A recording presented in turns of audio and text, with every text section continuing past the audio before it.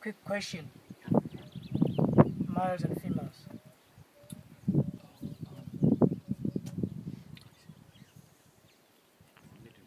Because this is what you guys have to know. The first thing you have to know the difference between the male animal and the female animal. How can you able to identify or differentiate between the two? Alright? The first thing, this giraffe, because they are the tallest in the world. Very tall. And the most part of a giraffe you will be seeing will be the head. Okay? That's how you sex these giraffes, by looking at the head, looking at the horns, the ossicles. Okay? The males or the bulls, they will have thick ossicles, very thick. Right on top, they are bald. There'll be no hairs on top. Okay. They have to be the bulls, the males. The females, thin ossicles, then right on top, they're still covered with black or fluffy hairs.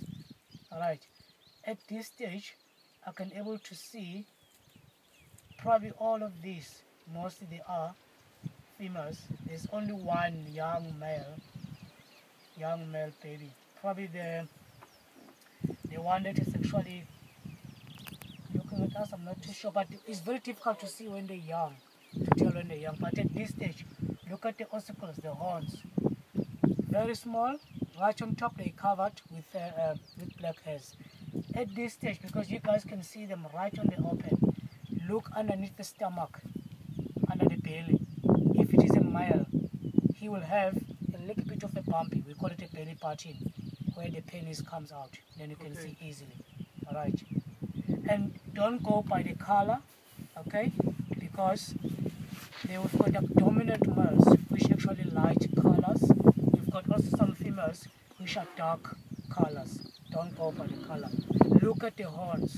Thick, bald males, bulls.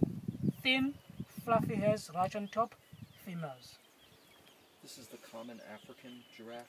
They call them Southern African giraffes. Southern African. Okay, remember we've got 9 subspecies of them. Yeah. Okay? We've guys been in Kenya. Yes. We've got in Kenya, we've got Maasai giraffe in Kenya, reticulated giraffe.